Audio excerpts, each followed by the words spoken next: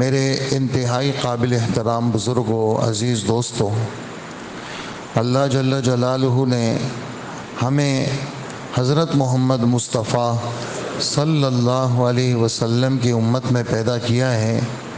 ہمارے لیے بہت بڑی شرافت ہے اور بہت بڑا اعزاز ہے۔ یہاں پر بھی اعزاز ہے اور وہاں پر بھی اعزاز ہے۔ قبر کے اندر بھی اعزاز ہے، کل قیامت کے دن بھی اعزاز ہے، اور جنت کے داخلے میں بھی اعزاز ہے، اور جنت کے اندر بھی اعزاز ہے۔ جتنی امتیں حضرت آدم علیہ السلام سے لے کر آخر انسان تک وہ گزری ہیں، مسلمان امتیں، کل قیامت کے دن 120 صفحے ہوں گی۔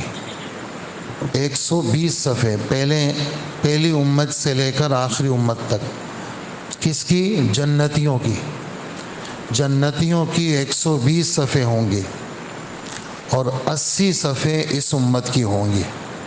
اندازہ لگائیں آپ، 40 صفحے آدم علیہ السلام سے لے کر 1.25 لاکھ جو نبی گزرے ہیں ان کے امتیوں کی ہوں گی، اور 80 صفحے اس امت کی ہوں گی۔ اور ایک جھنڈا ہوگا جس جھنڈے کا نام ہے لواء الحمد، الحمد کا جھنڈا۔ لواء جھنڈے کو کہتے ہیں، الحمد اس کا نام ہوگا، اور اس جھنڈے کے نیچے حضور صلی اللہ علیہ وآلہ وسلم کی امت ہوگی۔ یہ اعزاز ہے اللہ پاک کی طرف سے اپنے نبی صلی اللہ علیہ وسلم کا، اور آپ کی برکت سے آپ کے چاہنے والوں کا، آپ کی برکت سے آپ کے چاہنے والوں کا یہ اعزاز ہے۔ آپ صلی اللہ علیہ وآلہ وسلم فرماتے ہیں کہ جنت کا سب سے پہلے جو دروازہ کھٹکھٹاؤں گا میں کھٹکھٹاؤں گا، انا ادق اول باب الجنہ، انا اول من یدق باب الجنہ، یہ الفاظ ہیں، انا اول من یدق باب الجنہ، میں سب سے پہلا وہ شخص ہوں گا جو جنت کے دروازے کو کھٹکھٹاؤں گا، اور جنت کا دروازہ کسی کے لیے نہیں کھولیں گے، پیچھے سے آواز آئے گی کون ہے؟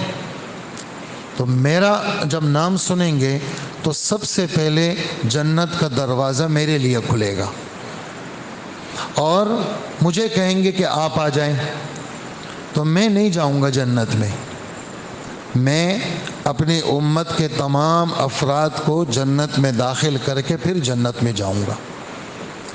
یہ آپ کی یہ اعزاز ہے اللہ پاک کی طرف سے۔ انا اول شافع وانا اول مشفع، سب سے پہلی اگر کسی کو سفارش کی اجازت ہوگی تو وہ مجھے اجازت ملے گی۔ من ذا الذی یشفع عنده الا باذنہ، یہ آیت الکرسی کی آیت ہے۔ کیا کون ہے، کس کا بس چل سکتا ہے جو اللہ کے حکم کے بغیر کسی کی سفارش کر سکے؟ کوئی ہے؟ کسی کا بس نہیں ہے، اللہ کا حکم ہوگا تو سفارش ہوگی۔ تو آج سب سے پہلے جس کو اجازت ملے گی کہ آپ سفارش کریں تو وہ میں ہوں گا، میں سفارش کروں گا۔ پھر سفارشی تو بہت سارے ہوں گے، سفارش دنیا میں بھی سفارش کرتے ہیں لوگ، کسی کی رد ہو جاتی ہے، کسی کی قبول ہو جاتی ہے، کسی کی رد ہو جاتی ہے، کسی کی قبول ہو جاتی ہے۔ تو فرمائے سب سے پہلے سفارش قبول کس کی ہوگی؟ کہ سب سے پہلے اگر سفارش قبول ہوگی تو میری قبول ہوگی، مجھ سے کہیں گے کہ آپ کی سفارش قبول ہو گئی۔ یہ اعزاز ہے، یہ آپ صلی اللہ علیہ وسلم کی برکت سے اعزاز ہے۔ میری برکت سے اللہ جل جلالہ نے وہ چیزیں دی ہیں جو کسی کو نہیں ملی۔ وہ کیا چیزیں دی ہیں؟ آپ کی برکت سے کیا ملا ہے؟ حجی پہلے یہ تھا کہ پاکی صرف پانی سے حاصل کر سکتے تھے، میری برکت سے اگر پانی پر کسی کو قدرت نہ ہو، موت کا اندیشہ ہو، بیماری کے بڑھ جانے کا اندیشہ ہو، تو وہ مٹی کے اوپر ہاتھ رکھے، نیت کرے پاکی کی، اور چہرے پر پھیل لے، پھر دوبارہ ہاتھ مارے مٹی پر، یا مٹی کی کوئی بھی جنس ہو، مٹکا ہو، سنگ مرمر ہو، کوئی بھی چیز ہو، اس پہ ہاتھ مارے، دونوں ہاتھوں کو کونیوں سمیت مل لے۔ وضو کی ضرورت تھی، وضو ہو گیا، اور غسل کی ضرورت تھی، غسل ہو گیا.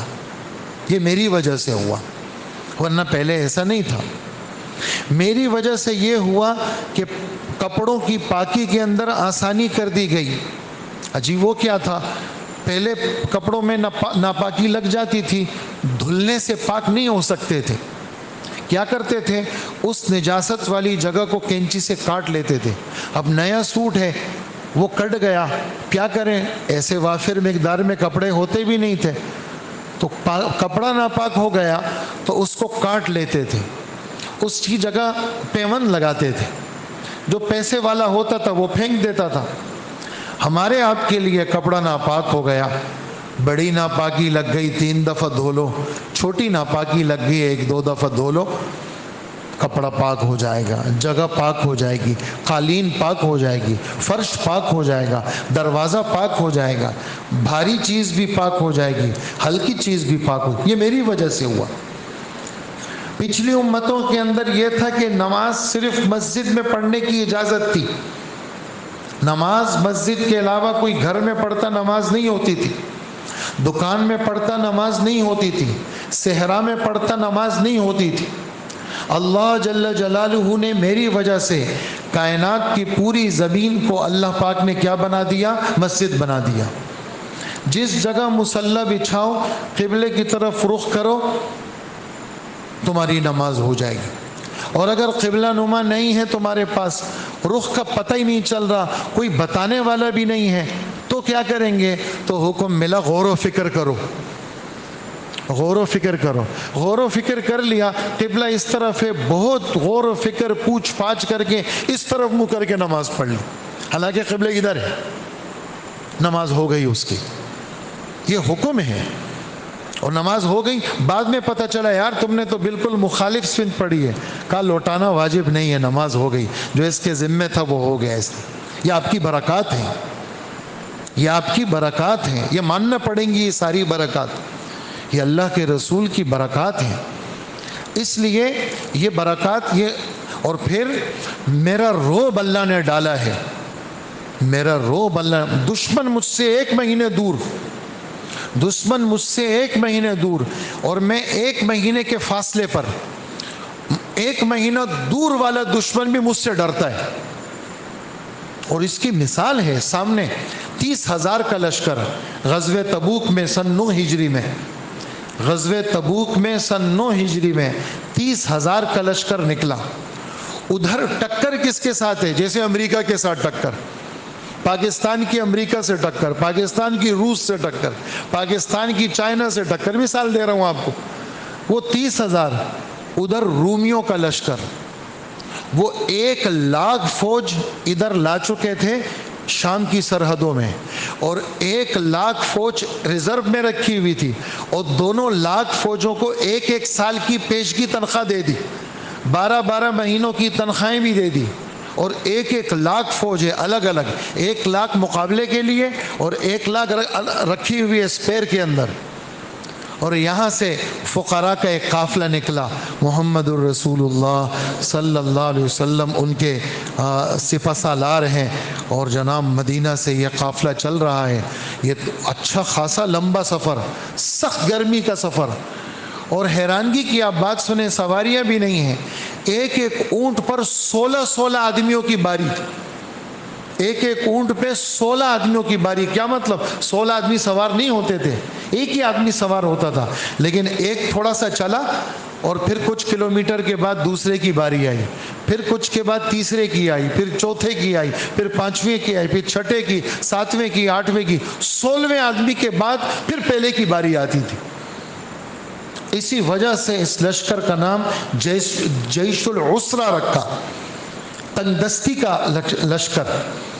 اور صحابہ نے ایسے موقع پر اپنی کھجوریں چھوڑی. سارے لوگ تانا دے رہے ہیں کہ تمہارے اوپر یہودیوں کا قرضہ، اور تمہارے پکے ہوئے پھل تم چھوڑ کے جا رہے ہو، اور تم لوگوں کا دماغ خراب ہوا، اور اتنی سخت گرمی میں جا رہے ہو خدا کے راستے میں.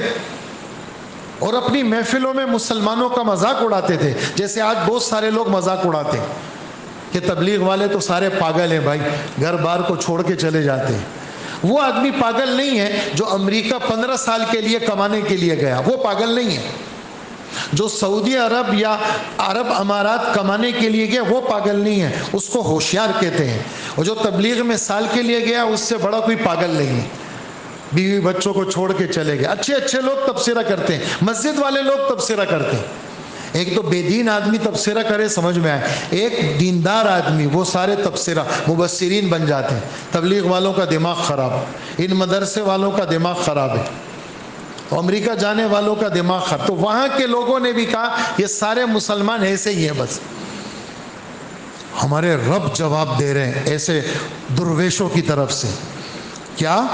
ان کافروں نے کہا، منافقین نے، بالکل خبردار، لا تنفروا فی حر جہنم، یہ جو ہے وہ یعنی گرمی کا موسم ہے اور مت نکلو گرمی کے موسم میں. تو کیا جواب دیا؟ قل نار جہنم اشد حرا لو کانوا یفقہون. دوزخ کی آگ تو اس گرمی سے زیادہ سخت ہے، کاش کہ ان لوگوں کو پتہ چل جائے. فَلْيَضْحَكُوا قَلِيلًا وَلْيَبْكُوا كَثِيرًا. ان کو چاہیے کہ یہ ہنسنا کم کر دیں، ان کو چاہیے کہ رونا شروع کر دیں. یہ 30,000 کا لشکر نکلا اور تقریباً 800-900 کلومیٹر کا سفر. جب وہاں پتہ چلا، اس لیے کہ ان کو سن 7 ہجری میں اندازہ ہوا تھا کہ 3,000 مسلمانوں نے لاکھ فوجیوں کو شکست دی تھی. اب یہ 30,000 ہیں تو ہم جتنے بھی ہوں یہ ہمیں ہرا نہیں سکتے. اور پھر اللہ کے رسول خود موجود ہیں. جب وہ موجود ہیں تو وہ سارا 1 لاکھ کا لشکر بھی بھاگا اور پیچھے والے جو تھے وہ بھی بھاگے. اور وہاں اس علاقے میں جو عرب تھے، جو قبائل تھے جو عیسائیوں کے زیر دست تھے اور متاثر تھے، وہ کیا ہو گئے؟ مسلمانوں کے ساتھ تابع داری میں آ گئے. کچھ مسلمان ہو گئے، کچھ نے مسلمانوں کے ساتھ صلح کر لی. یہ تھا وہ روب جو محمد الرسول اللہ صلی اللہ علیہ وسلم کو اللہ جل جلالہ نے دیا تھا. یہ آپ، اور پھر یہ روب صرف آپ کے ساتھ خاص نہیں تھا، آپ کے مخلص ماننے والے جو آپ کی ترتیب زندگی پہ چلتے ہیں ان کو بھی اللہ نے روب دیا ہے. وہ ان سے بھی لوگ ڈرتے ہیں. کوئی زبان سے کہتا ہے، کوئی نہیں کہتا، لیکن سنت میں ڈر ہے، اللہ نے خوف رکھا ہے. وجہ سنت، اس کی نسبت محمد الرسول اللہ کے ساتھ ہے. یہ تو آپ کی کچھ خوبیاں تھیں، یہ تو شروع کریں گے تو ختم ہونے کا نام نہیں لیں گے. لیکن جو بات کرنی ہے وہ اس سے تھوڑی سی الگ سی بات ہے، لیکن یہ تمہید تھی، اس کے ساتھ جڑی ہوئی بات ہے. وہ کیا ہے کہ جس طرح عقیدے کی لائن میں آپ پر ایمان لانا ضروری ہے. آپ پر ایمان لائے بغیر آدمی مسلمان نہیں ہو سکتا. اس وقت جتنے یہودی ہیں اور جتنے عیسائی ہیں، حضور کے زمانے میں ہوں یا قیامت تک، موسیٰ علیہ السلام کو مانتے ہیں، عیسیٰ علیہ السلام کو مانتے ہیں، سب کچھ مانتے ہیں، آدم علیہ السلام سے لے کر اخیر تک سب کچھ مانتے ہیں. لیکن محمد الرسول اللہ صلی اللہ علیہ وسلم کو اگر نہیں مانے تو وہ یہودی موسیٰ علیہ السلام کے ماننے کے باوجود، تورات، انجیل، زبور پر ایمان لانے کے باوجود وہ یہودی مسلمان نہیں ہے. حضور فرما رہے، اور قرآن کا بھی یہ فیصلہ ہے. وہ عیسائی جو عیسیٰ علیہ السلام کو مانتے ہیں، انجیل کو مانتے ہیں، تورات کو مانتے ہیں، زبور کو مانتے ہیں، ہمارے نبی کو نہیں مانتے، ہمارے نبی کے نہ ماننے کی وجہ سے وہ عیسائی کافر ہیں. تو کیا خلاصہ نکلا بات کا یہ خلاصہ نکلا کہ ایمانیات کے اندر اللہ جل جلالہ کو ماننا، اللہ کی کتابوں کو ماننا، تقدیر کو ماننا، آخرت کے دن کو ماننا، مرنے کے بعد کی زندگی کو ماننا، جیسے یہ سب باتوں کا ماننا ضروری ہے، محمد الرسول اللہ کو ماننا بھی ضروری ہے، لازم ہے. پھر اس کے ساتھ جڑی ہوئی بہت ساری چیزیں ہیں. وہ کیا؟ ختم نبوت کو ماننا. آپ آخری نبی ہیں، نبوت آپ پہ ختم ہو گئی ہے، آپ کے بعد کوئی نبی نہیں آئے گا. آپ کے بعد جس نے نبوت کا دعویٰ کیا وہ جھوٹا ہے، اس کو خود حضور نے نفرت کی نظر سے دیکھا۔ وفات سے پہلے کچھ دن پہلے خواب دیکھا، آپ نے سنا چکا ہوں آپ کو، وفات سے کچھ دن پہلے خواب دیکھا۔ خواب میں کیا دیکھا؟ سونے کے کنگن دیکھے۔ سونا خواب میں دیکھنا اچھا نہیں ہے۔ پھر چوڑیاں دیکھی آپ نے، بڑی بڑی موٹی چوڑیاں جس کو کنگن کہتے ہیں اردو میں، وہ دیکھی آپ نے تو خود فرماتے ہیں کہ میں خواب ہی میں غمگین ہو گیا، یہ تو اچھی چیز نہیں ہے، یہ مجھے خواب میں سونا کیوں دکھایا گیا؟ تھوڑی دیر کے بعد خواب ہی میں میرے دل میں آیا کہ آپ پریشان نہ ہو، آپ یہ جو سونے کے کنگن ہیں نا، آپ ذرا سا ہلکا سا پھونک دیں ان کو۔ تو میں نے ہلکا سا پھونکا، جب پھونکا تو 2 کنگن تھے وہ اڑ گئے۔ کیا تعبیر نکالی میں نے؟ جب صبح اٹھے صحابہ کو خواب بتایا اور فرمایا اس خواب کی تعبیر یہ ہے، 2 جھوٹے نبوت کے دعوے دار کھڑے ہوں گے جو نبوت کا دعویٰ کریں گے، لیکن بہت زیادہ محنت نہیں، معمولی سی محنت سے اللہ ان دعوے داروں کو ختم کریں گے۔ ایک کا خاتمہ حضور کی زندگی میں ہوا، اس کا نام تھا اسود عنسی، اسود عنسی، اور اس کو ایک صحابی حضرت فیروز رضی اللہ عنہ انہوں نے قتل کیا۔ اور ایک تھا مسیلمہ کذاب، انتہائی درجے کا خطرناک اور شاطر قسم کا آدمی، اس کا پورا قبیلہ مدینہ آیا، سارے لوگ حضور سے ملنے چلے گئے، یہ وہیں پر بیٹھا رہا۔ اللہ کے رسول صلی اللہ علیہ وسلم خود ملنے گئے تو یہ کہنے لگا کہ بس یہ بات طے کر لیتے ہیں کہ جب آپ چلے جائیں گے تو آدھی سلطنت آدھا آپ کا، ابھی آپ طے کریں، آدھا آپ کا آدھا میرا۔ حضور کے ہاتھ میں ایک چھوٹی سی لکڑی تھی، آپ نے فرمایا یہ جو ڈنڈا ہے نا، ڈنڈا اگر تو اتنا بھی مجھ سے کچھ مانگے گا نا، میں تجھے دینے کو تیار نہیں ہوں۔ اور پھر جا کر کے خط لکھ رہا ہے، نعوذ باللہ، الفاظ خط کے، من مسیلمۃ رسول اللہ، نعوذ باللہ، الا محمد رسول اللہ۔ مسیلمہ جو اللہ کا رسول ہے، کس کو خط بھیج رہا ہے؟ محمد کو جو اللہ کے رسول ہے۔ اور اس کا علاقہ کون سا تھا؟ اس زمانے میں مشہور بستی تھی یمامہ۔ اس وقت ریاض تو مشہور ہے، دارالخلافہ ہے، ریاض کے پاس چھوٹی بستی ہے، اس کا نام یمامہ ہے۔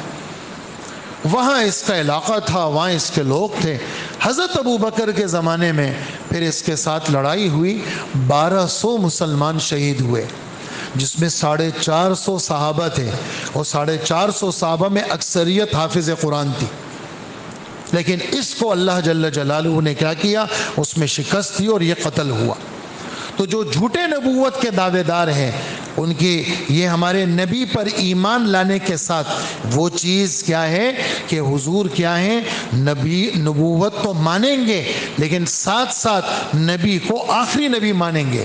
کوئی اور نبی اگر اس طرح آئے گا اس کی ہم تسلیم نہیں کریں گے۔ یہ باتیں تو عقیدے کے لائن کی ہیں۔ جو بات آپ سے کرنی ہے، جو آج کا سبق ہے ہمارا، وہ کیا کہ اللہ جل جلالہ نے سنت، حضور کو ماننا ہے، سن لی آپ نے بات، حضور کی برکت سے ہماری عزت بھی سن لی آپ کہ ہم سب کتنے معزز ہیں، آپ کی برکت سے ہم معزز ہیں۔ لیکن یہ ساری عزت کا تعلق کس کے ساتھ ہے؟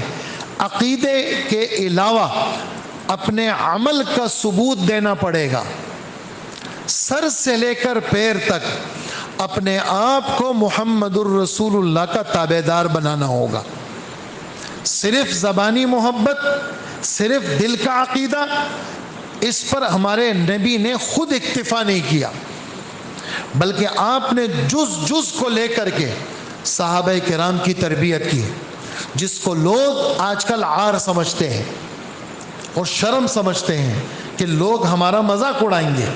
حالانکہ اللہ نے عزت رکھی ہے تو نبی کی سنت میں رکھی ہے، اور اعلان کر رہے ہیں، اب آپ سنتے رہیں، میں نے حدیثیں آپ کی خدمت میں پڑھی ہیں، اعلان کر رہے ہیں کیا؟ جو چیز آسمان سے اتری محمد الرسول اللہ نے لی محمد الرسول اللہ نے دی اس میں اپنی طرف سے اضافے کرنا اور غیر دین کو دین سمجھنا، اس کے لیے کیا اعلان کر رہے ہیں؟ پہلی حدیث حضرت عائشہ رضی اللہ عنہا کی فرماتی ہیں کہ جناب رسول اللہ صلی اللہ علیہ وسلم نے فرمایا من احدث فی امرنا ھذا ما لیس منہ فہو رد، جو شخص ہمارے اس دین کے اندر ایسی کسی نئی چیز کو ایجاد کرتا ہے جس کا دین سے کوئی تعلق نہ ہو اور وہ دین سمجھ کر کے کرتا ہے، ایسا آدمی بھی مردود ہے اور ایسی چیز جس کو اس نے ایجاد کیا وہ چیز بھی مردود ہے۔ علماء لکھتے ہیں کہ اس ٹکڑے سے بدعت کی تعریف بالکل واضح ہو گئی۔ اب یہ سبق آپ نے بہت دل کے کانوں سے سننا ہے اور اس کو محفوظ رکھنا ہے اور اپنی زندگی میں اس کو عمل پہ لانا ہے، اور جھگڑے کسی سے نہیں کرنے، لیکن خود اس بات پہ ڈٹ کے رہنا ہے مرتے دم تک۔ بدعت کی کیا تعریف ہے؟ بدعت کے دو جز ہیں۔ نمبر ایک، ما من الدین ہو، وہ چیز جس کا دین میں سے ہونے پر شرعی دلیل قائم ہو۔ جمعے کی نماز یہ ہمارا دین ہے، جمعے کا خطبہ ہمارا دین ہے، یہ دین کا حصہ ہے۔ کیسے پتہ چلا؟ قرآن کی آیت ہے سورہ جمعہ کی، ہمارے نبی کی مدینے کے سارے جمعے ہیں، سب دلائل ہیں اس بات پر کہ جمعے کی نماز کا تعلق کس کے ساتھ ہے؟ دین کے ساتھ ہے۔ ما من الدین، وہ چیز جو دین میں سے ہو، جس کے وجود پر شرعی دلیل قائم ہو۔ مثال ایک ہی کافی ہے۔ نمبر دو، ما لیس من الدین، وہ چیز جو دین میں سے نہ ہو، یعنی جس کے دین میں سے ہونے پر قرآن و حدیث کی کوئی دلیل قائم نہیں ہے۔ تو بدعت میں دو چیزیں ہوتی ہیں، ما لیس من الدین، جس کے دینداری ہونے پر کوئی شرعی دلیل قائم نہ ہو، اس کو دین سمجھ کر کے کرنا۔ ایصال ثواب، مثال سے بات سمجھ میں آئے گی۔ میں نے قرآن پڑھا، اپنے والد کو بخشا، حدیث میں ثابت ہے یہ، فلانی کی والدہ کا انتقال ہوا، سعد ابن عبادہ اچانک انتقال ہوا، اللہ کے رسول اگر وہ زندہ ہوتی تو اپنے لیے کچھ کرتی، ہم کیا کریں؟ کہا کہ سعد ابن عبادہ کی والدہ کے لیے کنواں کھود دو تاکہ اس کو ثواب ملتا رہے۔ عمرہ کیا، ثواب میں نے بخشا۔ کوئی بھی نیک عمل جس کا آسمان سے ثبوت ہو اس کو کر کے ایصال ثواب کرنا، یہ کیا ہے؟ اس کے وجود پر کیا ہے؟ شرعی دلیل قائم ہے۔ ایک دو مثالیں کافی ہیں۔ لیکن بدعت کب بنے گا؟ یہ بدعت تب بنے گا کہ جس جمعے کی نماز کے بعد جس نے قرآن بخشا اس کا ثواب تو زیادہ ہے، لیکن اگر عشاء کے بعد بخشا اس کا ثواب زیادہ نہیں ہے۔ ہفتے کے دن اگر آپ نے کیا تو اس کا ثواب تو کم ہے، پیر کے دن اگر آپ نے نہیں کیا تو اس کا ثواب ایسا ہے۔ اب یہ کیا ہوا؟ جو چیز ایصال ثواب دین کا حصہ تھا، اب آپ نے اپنی طرف سے دن کو، وقت کو مقرر کر کے اس کو کیا کر لیا؟ خراب کر دیا، بدعت بنا لیا۔ اور بدعت کی آسان تعریف کیا، آسان سمجھتے کیسے ہیں؟ وہ کیسے؟ جو آدمی اس طرح نہ کرے نا، اس کے پیچھے باتیں کرنا، اس کا مذاق اڑانا، اس کو مذہب سے خارج سمجھنا، ان کو تو ڈھنگ نہیں ہے ایصال ثواب کرنے کا۔ حالانکہ ایصال ثواب کیا ہے؟ میں نے ابھی آپ سے پہلے 2 نفل پڑھے، اس 2 نفل میں میں نے فاتحہ نماز کے بعد 3 دفعہ سورہ اخلاص، میں نے آپ سب کو بخش دیا نماز سے پہلے۔ میں نے کہا یا اللہ یہ جتنے میرے پیچھے جمعہ پڑھیں گے یہ ہدیہ ان سب کو پیش کرتا ہوں، اور یا اللہ میں اپنے استادوں کو پیش کرتا ہوں، اپنے بزرگوں کو پیش کرتا ہوں، یا اللہ میں اپنے والدین کو پیش کرتا ہوں، نمازیوں کو پیش کرتا ہوں۔